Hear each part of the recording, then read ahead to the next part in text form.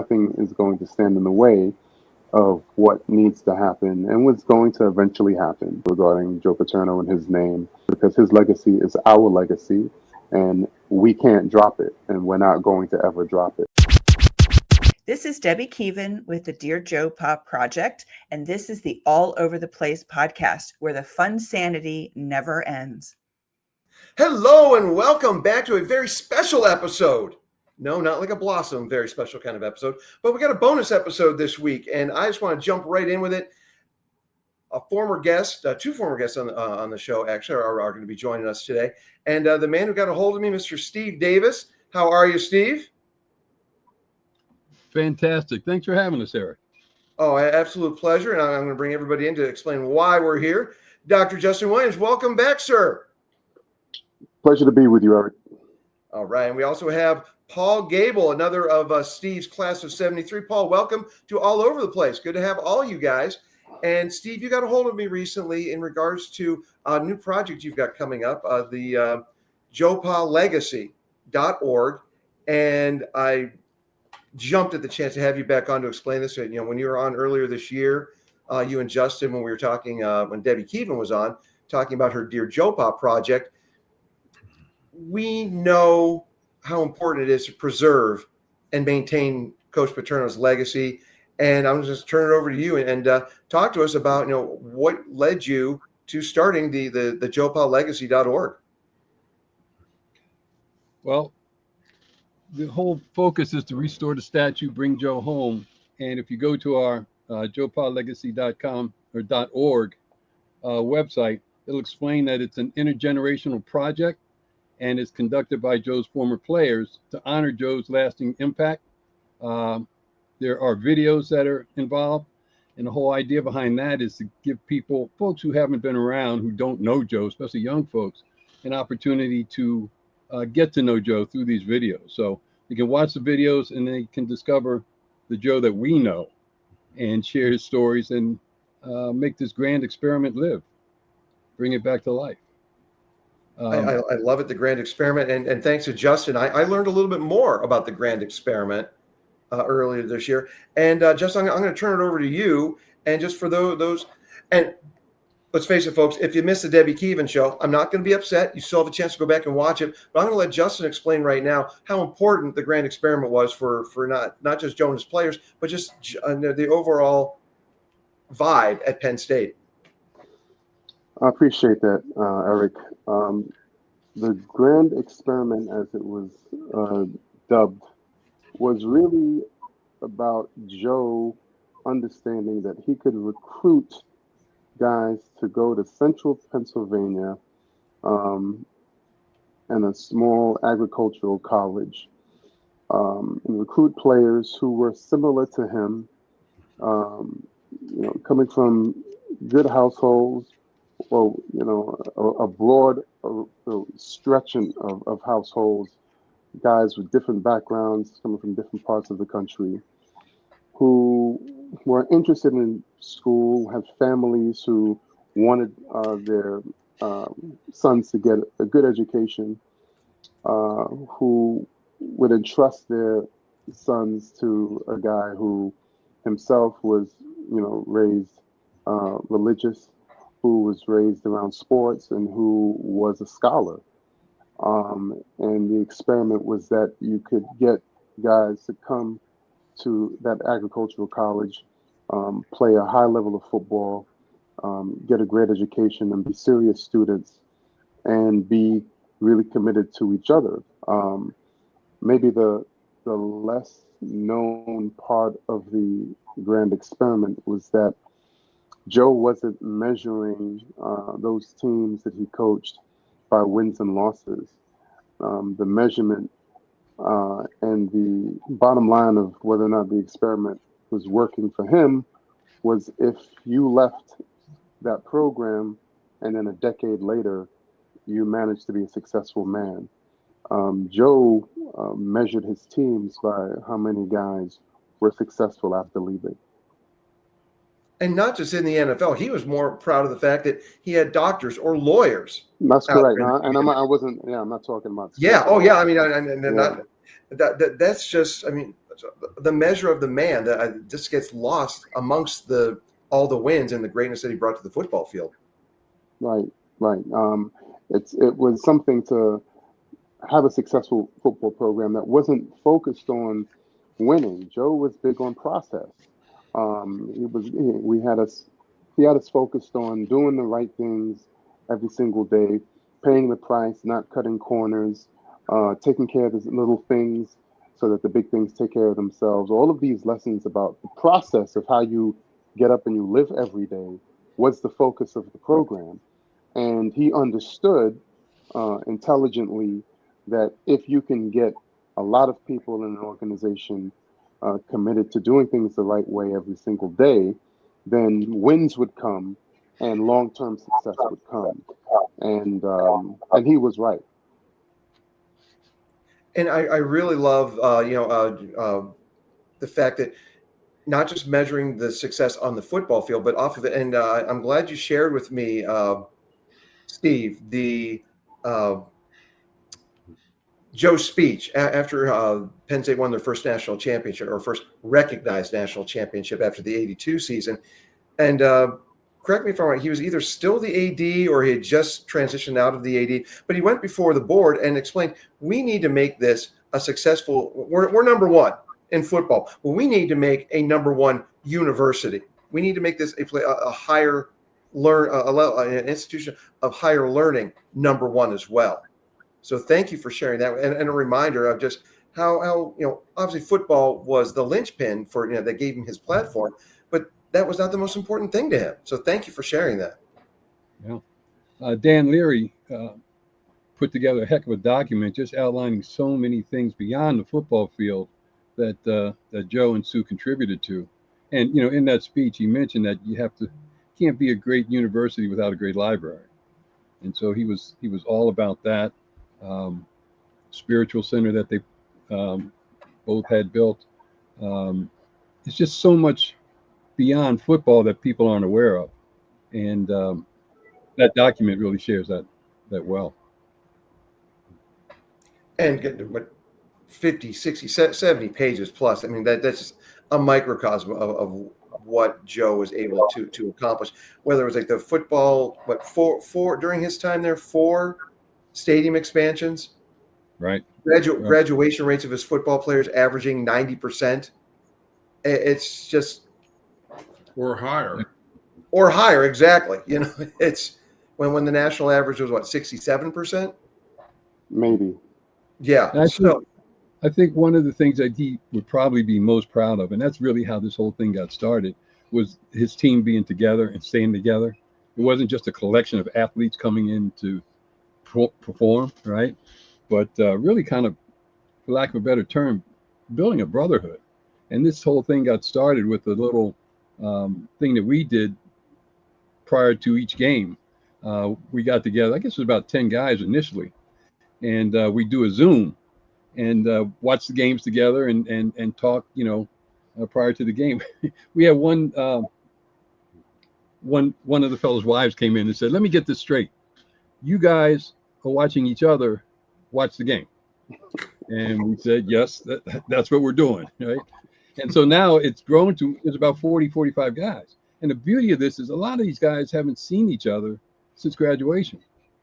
And they're all over the country from, help me out, Paul, we're up in Huffy's in Canada. And yeah, he's in Calgary. We got people in San Diego. We got people all through the South, Florida, Texas, you name it.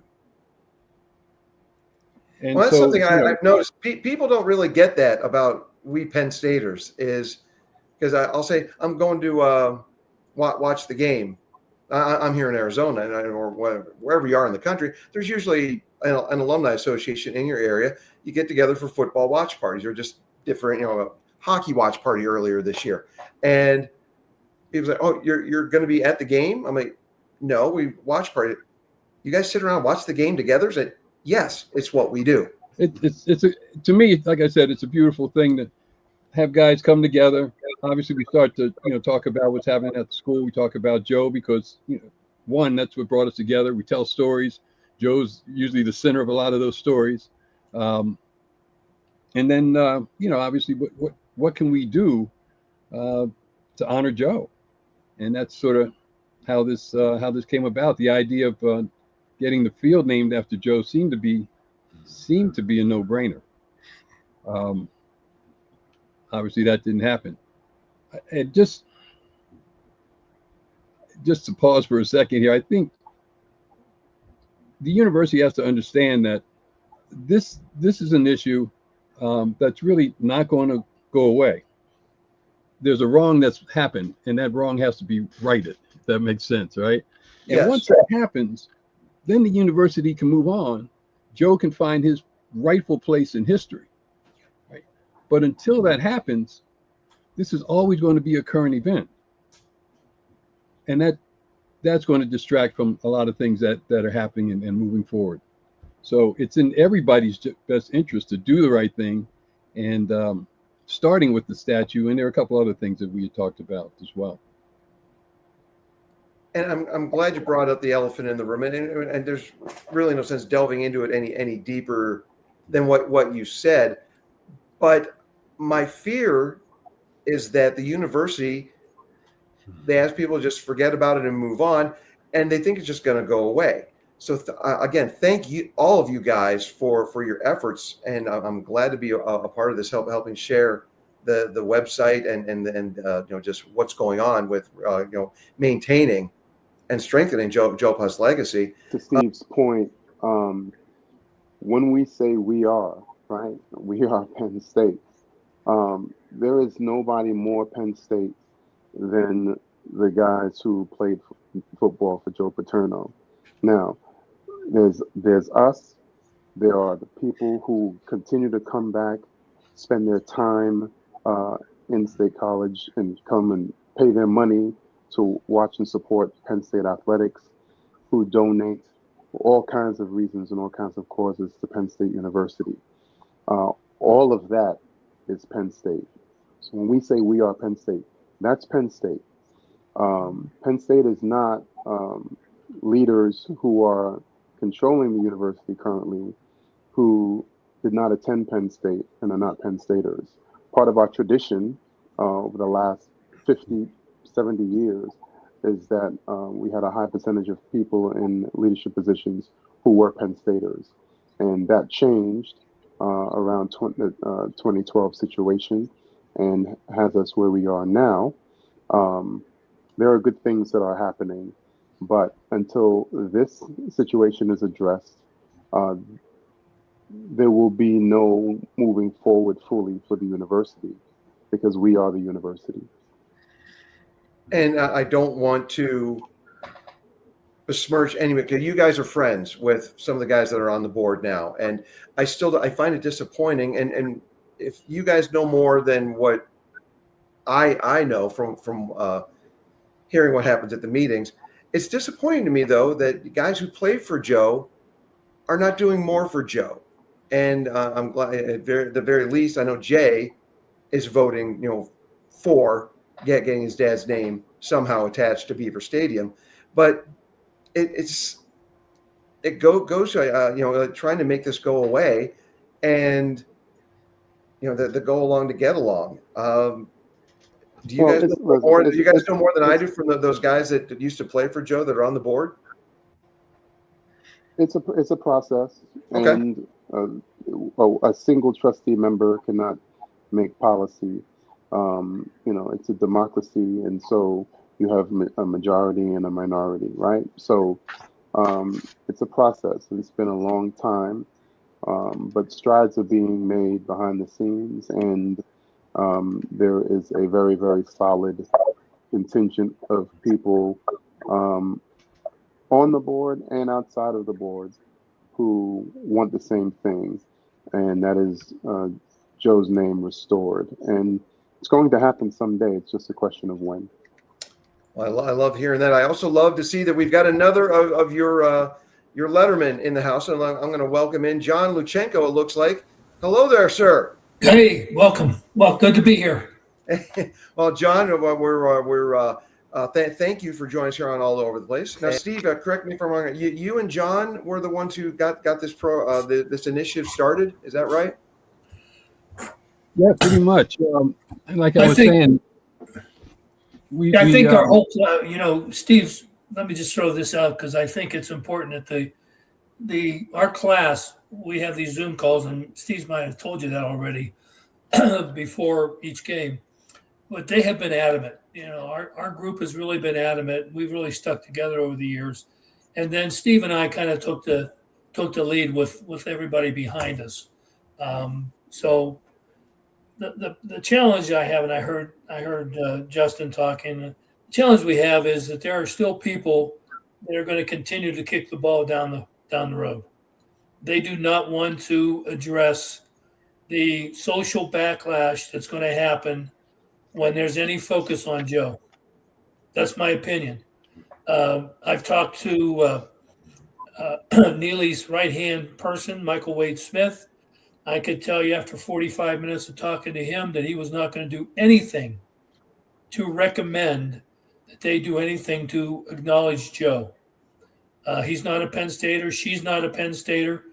They have no idea about Penn State's heritage and what Joe and Sue has done for this. So I want to be optimistic, but I tried to reach out to Pat Kraft again all this week, Steve. Nothing. We met with Pat. We had 13, 14, 15 of us at his meeting at the last blue-white game in his office, and swore he was going to do something. Nothing's been done. I've talked to David, who's the executive chairman of the board. He said that they are going to do something. And I asked, what does that definition of do something mean? He was, I talked to Sue about maybe having a day at one of the games where we honor Sue and Joe. And she said, no, I don't want that. And she told him exactly what she wanted, which she's told me and which I've told everybody. She wants Joe's statue back in a prominent position. First of all, what she wanted was an apology from the board of doing this to Joe. That never is going to happen. So we got off of that subject. The second thing was they have treated her like a piranha. She's done so much for this university, but since this happened, she and she continues to do whatever she can to raise money for them, but they don't appreciate her. And the reason that I'm so adamant about it is because Sue meant a lot to me personally because I was married at the time. We had about 15 of us that were married. Hard to believe in these days and age. And several of us had children. And Sue was kind of like a mother hen. and they took the wives to the Cotton Bowl, treated them like royalty. That anytime you need anything, she was there. And I really feel at 85, she doesn't have many more years where she's going to get what she feels is due Joe, and that is to restore his honor and recognize him of who he is. You look at. I was watching a Nebraska game, and Osborne's name's on the stadium field. I mean, for Joe's name not to be on that stadium field is unbelievable. And the way that all went down, which is a whole different subject, it's just sad. So Saban's name was put on Alabama's the year that he retired. Yeah, within 6 months. I want to be optimistic, but the bottom line is every year that goes by. And, when we went up there for the blue-white game, we had a bunch of us there, went over and toured the Latch building. There was not one picture of Joe, not one recognition of Joe. Am I right, Paul and Steve? No, absolutely. I mean, Nothing. I recall there were no plaques. His name was not anywhere to be seen. They tried to disappear him. I hate to use that term because it doesn't make a lot of sense, but that's what I think they're trying to do. And the young people today, they don't know anything about Joe. That's not by accident. They're doing this. They're trying to get rid of his legacy completely. I know when we were going around the stadium that day trying to sell shirts, and you guys can correct me if I'm wrong, but the great majority of the people buying these T-shirts were older people. They weren't the young people. They were the people that knew Joe. They knew of Joe. They were part of the university when Joe was there. The young people don't know anything about him. And that's got to end. And somebody like Landon Tangwell, he can speak to the youth. I think that's a fantastic idea, Eric. If you can get Landon involved. Well, Landon's been on the show. He came on when he was promoting his NIL book, and unfortunately, the month before he had to retire with the head injury. But no, Landon, I 2 weeks ago, 2 or 3 weeks ago, I got on his show and did a call in, and I want to thank him because he has the Wheaties box up behind him of Joe on the Wheaties box, and in watching his show evolve over the last year or so, Landon, especially when he brings on Spider or he brings you guys on from the Letterman Club, and he wants to know and he gets to know about Joe, and he absorbs it all. I mean, and I said it to him. He's a phenomenal kid, and I think when Coach Franklin brought him in, and as we talked about in the previous show, Coach Franklin very much is in that mold of Joe, wanting to make better men, and he saw that in Landon Tangwell, and Landon is continuing to impress me with what he wants to bring in knowing Penn State's history and specifically Joe Paterno's history. So I think if we and I brought up with him, I said, do you think it's ever going to happen, Joe having some name association on the stadium? And he is optimistic about it. And like you guys, like someone said earlier, it may not happen tomorrow, but it's going to happen. And I do my best to remain optimistic. That's the kind of person I am. But it is, as you said, Paul, it's a matter of getting to the younger generation and letting them realize how great it is at Penn State right now is because of the efforts of one man and his wife, who did phenomenal things off the field as well, specifically with Special Olympics. Right. Eric, had you seen the proposal that we made before West Shore bought the rights of the? Oh, I did see that. Yeah, the one that Dan Leary put together. Dan put together. Yeah, and all the things that Joe and Sue have done for that university were laid out. No brainer. Yeah. So. Yeah. And that's, one of the other things along with the statue that we recommended was a course on either the grand experiment, success with honor, whatever you want to call it, but a course that laid out Joe's values, what it really means to be Penn Stater. When we say we are, it means these values. But to have a course that will introduce young people, and I'm seeing this as a freshman course, at least initially, bringing young folks on board, giving them the history, and having them understand what's it going to take in order to be your best self, to be the best you can be. That's again, education. Once you have that, you can't take it away from them. So if we can introduce young people to Joe's values, I think that would be powerful, and that would live on. Well, I've already made a suggestion this week, and I don't care. I mean, I'm stubborn about it, but the Devil's Network is coming to campus this weekend, and I'm sorry, ESPN and their false narrative helped put us where we are right now with these problems. And it wasn't all just them. There are many factors, but I was hoping, I made a suggestion. John Ziegler is a friend of mine, and I made a suggestion on his board. Can anyone get in behind the game day table with, John Ziegler was right. They've done that in the past. Or can you guys get somebody in behind with a JoePaLegacy.org sign and get that in behind the game day, and so that can be seen? Little guerrilla action going on. It's a good idea. I recommend Paul. Do you have a ticket for me, Steve? They're $1,000, man. I know. That's why I asked if you had one for me.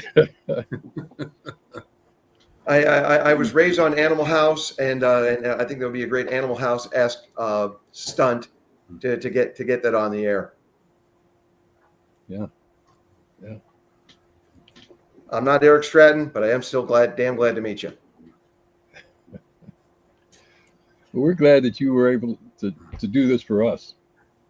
Kick this Well, off. it's my honor, Steve. Again, I mean, Joe meant so much to me, but you guys knew him, and I mean, I'm going to get this in nice and close for our audience here, and I'll just and I will be sharing this picture and the website, obviously, when we put the episode out in a couple of days. But just what I guess with the Whiteout game coming up this weekend against Oregon. What plans do you guys have to are you going to do what you did at the Blue-White game and just go around in the parking lot, the tailgates, and just make people aware of it and just get the product out there? No, we're not. That was an interesting day. It rained and everything, but we were still out there. It was great. It was a great day. We're trying to just promote it, and get people to go to the website, because at the website there's more than just a T-shirt. One is talking about who we are, what we're doing, but two, the videos about Joe, so that they actually get to see Joe in several different ways, several different areas. The eulogy that Cephalo gave is very powerful. Joe as a father and as a friend is a great video, and then Joe as a coach. So people get to get a feel for Joe. And the whole idea of these T-shirts is to keep the narrative going, to keep the message out there, keep people having these conversations. And for me, it would be fantastic to go to a game and start to see a presence. Mm-hmm. Right? When you start to see these at the different games, people start to talk and keep that conversation alive and growing. And that's what we want. I don't want to distract from the team. That's what Pat Kraft is saying. Mm-hmm. I don't want to do anything and I agree with that. Okay. But this also is very important. I think there's a way to do both at the same time. And I hear Steve, and I don't think the younger generation gives a shit. Okay, I don't. They're reaping the benefits of people that put it together, but they don't really care. The ones that care are still those people that would take their families to the statue and take pictures with it every time they were at the game. That was the connection of the alumni. People that never saw Joe face to face, but they felt him. And when they took that down, Blaine, one of the guys that had a site up, and I paid money to be part of it, we had over 110,000 people, alumni primarily, that wanted the statue put back. He did that a year after this happened. And, he's now frustrated. He's pretty much forgotten. He's not going to do anything else because he's tried. When Franco died, to me, I said, shh. I mean, if we had any chance in hell with a dominant figure like Franco and the way he treated people, who's going to be the mouthpiece? Lydell's not, Ham's not. Franco was the guy. So, I still think, Steve, the way we get this done, and Justin, is what you're doing, getting the connection with the alumni at the local level, and we have a player represented at least once during the season at the local chapter, and hand out these cards and spread the message. They're begging for it. I mean, I can attest. There was 70 people there. I was talking for 2 hours. They just kept throwing questions out. So they start for that, but they're the 50, 60, 70-year-olds that are there. They're not the 22-year-olds. But there's 600,000-700,000 alums out there, and I'm sure there's 300,000-400,000 are feel the way we do. So Justin, anything we can do to get that connection going, and I know you're working hard on that, but a meeting with the presidents of these local chapters is critical, because they're the ones that are they're the ones. And when I talked to Neely's sidekick, I said, you know how many millions of dollars you're not getting from these people that have basically said the same thing we've said. All of our guys on the Zoom calls, we all talk about the letters we get for us to donate. We all respond, when Joe's honor's back, we'll donate. And that's what a lot of the alumni have felt. And they have not given the number I've heard, and maybe the number's right or wrong, I don't know, $150, $200 million of money that they've lost because they've shut down that tie between the old alum and Joe's statue. Okay, they use the statue as just an example. That's the connection. When that connection was broke, I think the financial obligation also suffered. But we got too much politics going on. There's still some liars from the old regime that are in the ears of some of these board of directors, and anybody that wants to speak out, they'll silence. So, well, I'm so to that point, John. I'm not sure how anybody is going to silence members of this group. So, I am the president of the Penn State Football Lettermen's Club, but and I have duties that I perform for that membership because we are a social club, and the purpose of our club is to make sure that our members stay connected to each other and the university. We are connected to the university, which makes us a unique, athletic alumni club that we are directly affiliated with the brand. So to that end, I do have to be careful in terms of how I perform my official duties as leader of that club. Now, I'm here in this podcast as a person who played for Joe, but not as somebody who is the president of the club. Now, we are, a few of us here, we're members of the club, but we have the right to behave in any way we see fit as individuals when it comes to supporting the man that we played for, who means a huge deal to our lives. And we don't have to be apologetic about that. I'm not ever going to be apologetic about that. Now, if I have to step down because I'm making strides in doing what I know needs to be done in order to get the result that we all know Sue wants and that Sue deserves, then I will do that, because nothing is going to stand in the way of what needs to happen and what's going to eventually happen at Penn State and regarding Joe Paterno and his name and his record, because his legacy is our legacy and we can't drop it, and we're not going to ever drop it. And I will say that anywhere. The truth is eventually going to come out because it has to. And it doesn't really matter who's been trying to stop that from happening or who may be continuing to try to stop it from happening.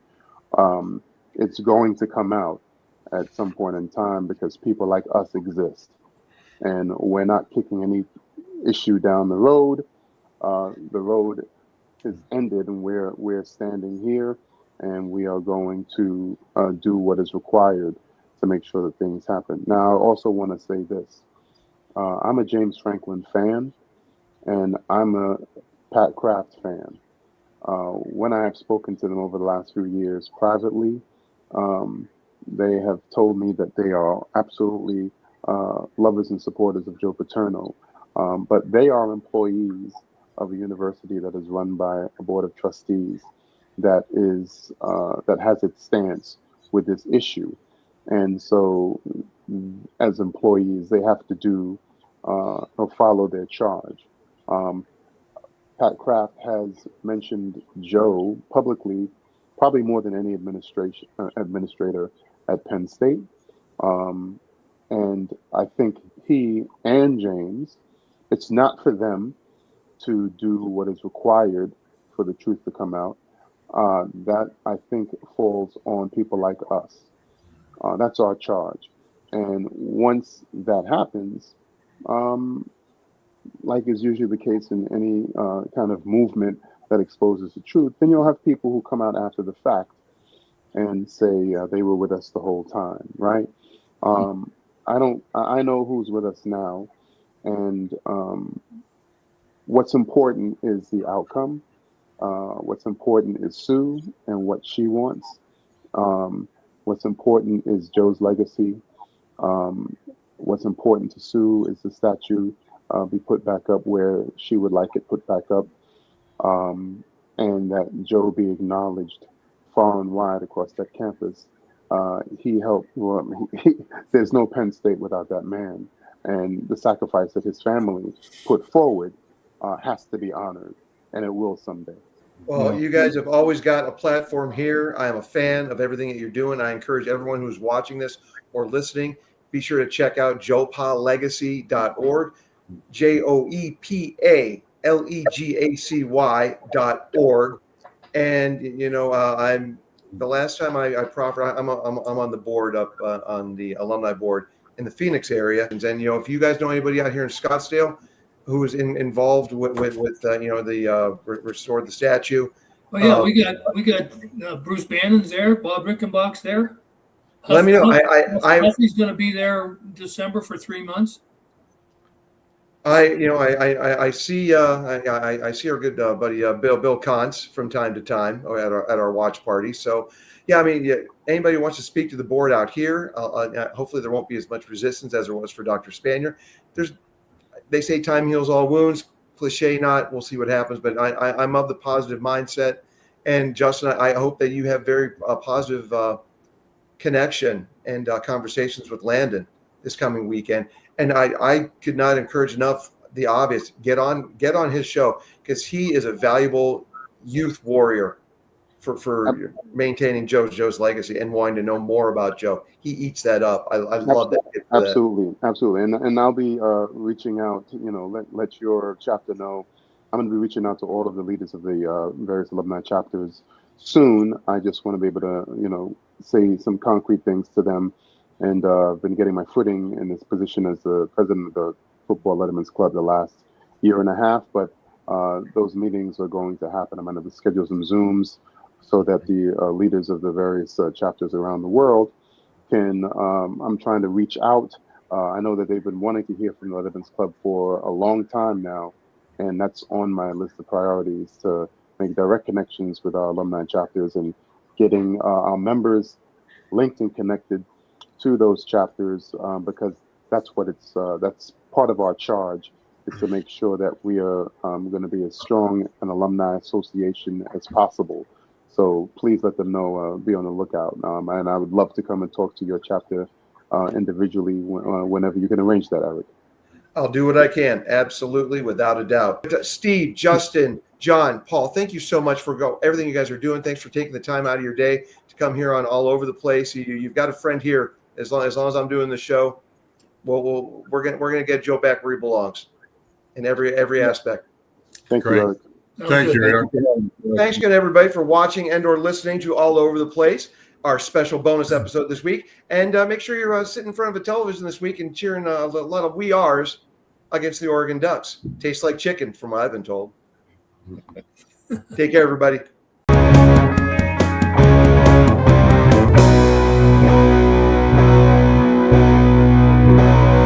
All Over the Place, where the fun sanity never ends.